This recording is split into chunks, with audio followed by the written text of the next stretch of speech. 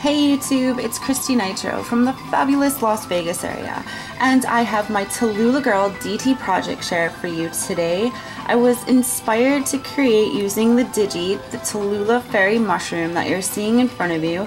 You can find this image by going to Talula Rouge on Zibbet. As usual, I'm going to put the links and information below for you in the description box.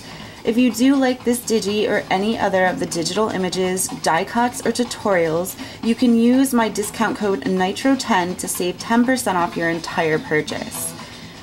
I'm going to get right into it by showing you this altered wood piece and Digi up close, and it also has a hidden function. Ooh, shocking. This is just one of the wood pieces that you can find at a local craft store, even a local hardware store. I love the fact that they will cut pieces to the size that you want. Unfortunately, this one was from a craft store, so it did have the staples in it. That's how they display it. I hate when they do that because no matter what, they always put the staples in there. It's so fierce, and it damages it just in the slightest way. No big deal though, it's on the back. I wanted to go kind of with a shabby chic feel or theme at first. That's what I was going with, so I went with the neutral white. It's always a good thing for shabby chic to start off as light and neutral as possible on a base. I went over it with just lace that you saw on the front, and I kind of masked it over the top. When you are doing this process, make sure that your lace is firmly on there and it has little to no wiggle room before you go ahead and add on your spray ink. I went with the Recollection spray ink. It is in the blue shimmer. Now with the Recollection spray ink, it does not have as much pigment as you will find at some of the other brands, but bang for your buck, it gets the job done, and this was a great color.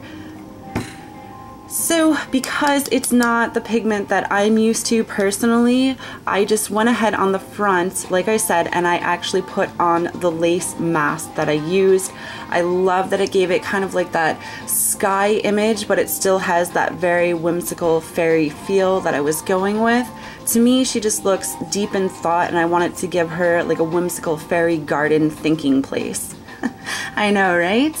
So the image itself was actually colored, wow, hello.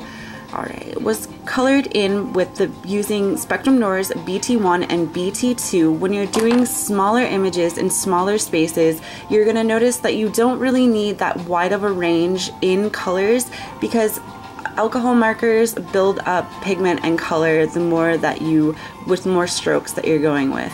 So closer for smaller images on your colors, and for bigger images you might want to branch out and put in more of the colors.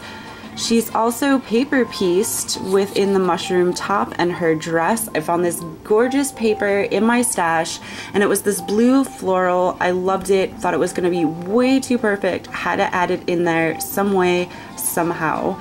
And I just love the overall look of that. Her hair and the mushroom stem was actually colored in using the Distress Ink Salty Ocean, and I just used the water brush tip that I have and actually used it and just put it right on top and just colored her in. And I love how you can actually see the brush strokes, so it gave it almost like that natural mushroom feel to it. Love it. Because I want it to be in a fairy garden setting, I added some flowers, some sprays, some neutral embellishments to finish off that look. The image itself is 3 layers high. You have your lace base, then you have your colored image, and then on top is the paper piecing. This was an amazing little cherub that was given to me from the fabulous Auntie Bernie here on YouTube. Thank you, girl. And I knew I wanted to use it in this whimsical fairy garden somehow, some way. Also with the Distress Salty Oceans ink, you have your highs and lows on images like this, and all I mean by that is your high would be the cheekbone and your lows would be the little grit and grime in between the eyes or the lower pieces in the hair. So to give it that natural, like kind of like sun glare where you would find your shadows And your non-shadows, you know what I'm going with here. That's how I inked it up. Simply using a Q-tip and just an alcohol sponge. Woohoo! Simple, simple, thought I'd share that with you. Now, the secret function that I put in this, the cherub has a double thing. Not only is it cute and adorable, it also does this. Which underneath you can see that I added more flowers, and I also got this little clip on here. So if you did not want the image to be permanent, you have it camouflaged and you can easily take on and off a picture, sayings, if you want to turn something like this into an inspiration board. I, however, wanted it to be my fairy garden, so the bottom of it is down with pop dots. Simple, easy, awesome project. Like I said, so inspired by the image, the Talula fairy mushroom. If you do like this image, or if you find something else, head on over to Talula Rouge on Zibbet and just enter in my discount code of Nitro10.